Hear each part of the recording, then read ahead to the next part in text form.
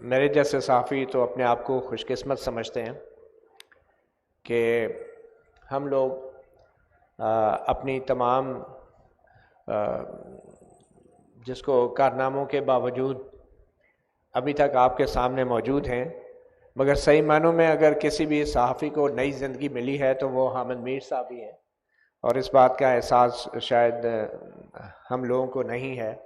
ایک بات ثابت ہوتی ہے کہ جس سے اللہ رکھے اسے کون چکھے۔ تو آج بڑا اہم دن ہے، آج 20 نومبر ہے، اور 20 نومبر شاید پاکستان کی تاریخ میں اس لیے بھی یاد رکھا جائے گا کہ آج ایک ادارے کے سربراہ کی تبدیلی ہو رہی ہے، اور شاید کچھ لوگ اس کو یوم جمہوریت بھی قرار دیں گے، اور اگر اسی دوران حکومت تبدیل ہوگی تو نئی حکومت جو ہے وہ ایک اور تمغہ جمہوریت کا بھی اعلان کر سکتی ہے۔ بڑی ہی ایک عجیب سچویشن ہے۔ میڈیا کے اوپر تو پابندیاں ہیں ہی، سیاستدانوں کی جو حالت زار ہے وہ بھی ہمارے سامنے ہے، مگر آج یہ وقت بھی دیکھنا تھا کہ ہماری ملک کی اعلیٰ ترین عدالت کے جو سربراہ ہیں وہ بڑے جوشیلے انداز میں ذوالفقار علی بھٹو کے سٹائل میں ڈائز پہ مکے برسا کے کہہ رہے تھے کہ ہم آزاد ہیں۔ جہاں ریزننگ، لاجک، کانسٹیٹیوشن اور آئین جس ملک میں ہوتا ہے، وہاں پہ وکیلوں اور ججوں کو ڈائز پہ مکے مار کے اپنی دلیل دینے کی ضرورت نہیں پڑتی۔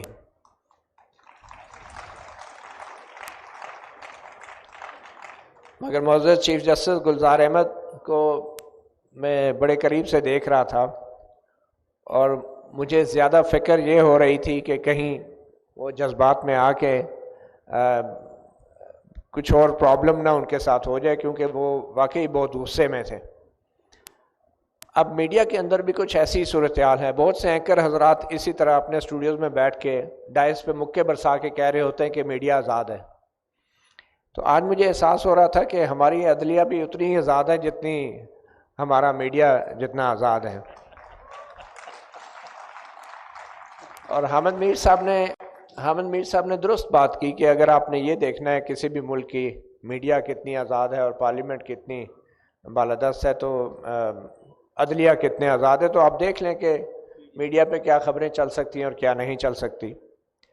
ابھی بھی جو ہم گفتگو کر رہے ہیں، مجھے یقین ہے کہ کسی بھی ٹی وی چینل پہ آج کے ہمارے اس سیشن کو بالکل کوئی جگہ نہیں ملے گی۔ چیف جسٹس صاحب کی تقریر تو پھر بھی دکھا دی گئی ہوگی کیونکہ وہ چیف جسٹس آف پاکستان ہیں، مگر علی احمد کرد صاحب کی تقریر نہیں دکھائی ہوگی کہ جس کے اوپر چیف جسٹس صاحب نے رد عمل دیا۔ یہ ہماری انٹیگریٹی ہے، یہ ہماری سیلف رسپیکٹ ہے اداروں کی۔ پاکستان بار کے لیڈران یہاں موجود ہیں، ہیومن رائٹ ایکٹیوسٹ یہاں پہ موجود ہیں، مگر چیف جسٹس کی تقریر بھی صرف اس لیے چلی ہے، اس لیے نہیں کہ وہ کوئی بین الاقوامی ماہر قانون جناب گلزار احمد صاحب خطاب کر رہے تھے، اس لیے کہ وہ چیف جسٹس آف پاکستان ہیں اور کسی بھی وقت سو موٹو لے کر وہ کسی بھی ٹی وی چینل سے پوچھ سکتے ہیں کہ میری تقریر کیوں نہیں چلی۔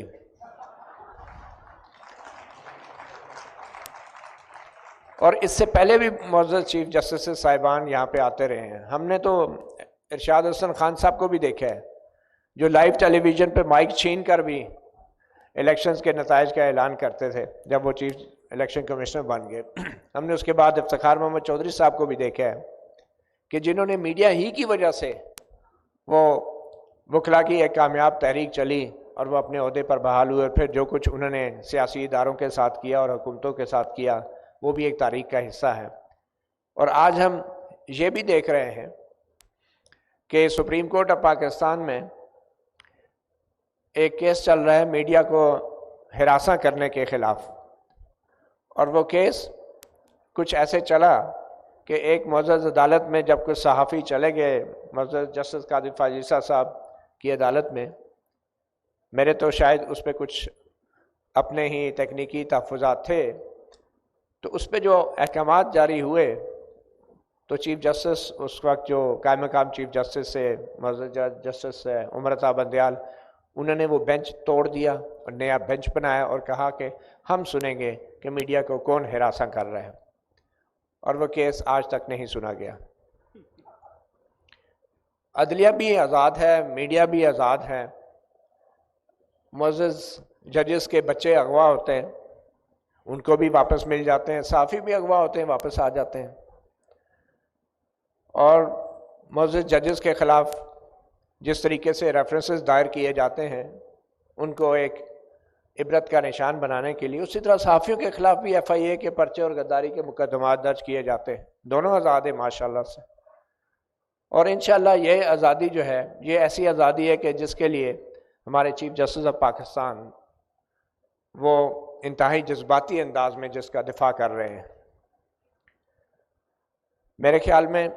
اس وقت ہمیں سب سے بڑا خطرہ صرف میڈیا کی آزادی کا مسئلہ نہیں ہے، اس وقت سب سے بڑا خطرہ جو ہے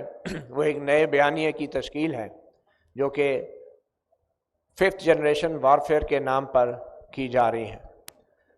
پچھلے 50 سال کے دوران جنرل ضیاء الحق کے دور کے بعد سے نوجوان نسل کو یہ پڑھایا گیا ہے، بتایا گیا ہے کہ سیاستدان کرپٹ ہوتے ہیں، سیاسی جماعتیں پہ خاندانوں کا قبضہ ہے، اور پارلیمنٹ ناکارہ ہے، جمہوریت ناکام ہے، پارلیمانی نظام ناکام ہے، کبھی صدارتی نظام کی بات ہوتی ہے، کبھی اسلامی نظام کی بات ہوتی ہے۔ یہ وہ بیانیہ ہے جس کا ہم سب کو مقابلہ کرنا ہے، اور یہ وہ بیانیہ ہے جس کی وجہ سے نوجوان نسل کو آج کالجز اور یونیورسٹیز میں اس بات کی تحریر، تحقیق اور تقریر کی بھی اجازت نہیں کہ ملک کی تاریخ میں کیا ہوتا رہا ہے۔ قائد اعظم محمد علی جناح کے اوپر پی ایچ ڈی کرنے پہ تو سرکاری طور پہ پابندی ہماری یونیورسٹیوں میں لگائی گئی ہے۔ یہ بہت سے آپ کے دوستوں کو شاید پتہ ہوگا کہ قائد اعظم محمد علی جناح کے اوپر تحقیق کے حوالے پی ایچ ڈی کے لیول کی تحقیق پر سرکاری طور پہ پابندی ہے۔ اس حوالے سے ایک نوٹیفیکیشن بھی جاری کیا گیا۔ اس کے بعد ہماری جو فوجی تاریخ ہے، جو عسکری تاریخ ہے، اس کے اوپر بھی ہمیں تحقیق کرنے کی اجازت نہیں ہے۔ اور مختصراً میں یہ کہوں گا اسی نئے بیانیے کے حوالے سے کہ 23 مارچ 1940 کو مینار پاکستان پہ قرارداد پاس ہوئی تھی، قرارداد پاکستان، اور 23 مارچ 2019 اور 2020 کو پریڈ گراؤنڈ اسلام آباد میں فوجی ٹینک اور میزائل چلتے۔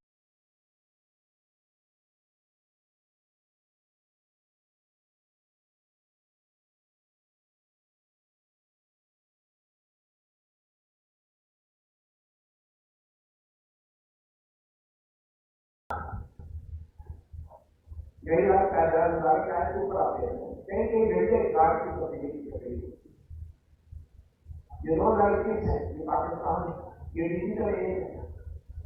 اور یہ 5th جنریشن بات ہے جس کا مقابلہ کار کی تبدیلی کو کہہ کے کر سکتے ہیں، دکھا کے لائٹ کرنے کے ساتھ مقابلہ ہوگا۔ یہ ہمارا طریقہ ایک نیکسٹ لیول ہے۔ میں نے اپنی بات بالکل نہیں کی کیونکہ ہمارے ساتھ ہوا وہ تو ہوا، مگر اصل جو خطرہ ہے وہ صرف صحافیوں کو نہیں ہے، پورے ملک کو ہے۔ اس لیے ہمیں اپنی بات خطرہ آگے بڑھ کے ملک کی بات کرنی ہے۔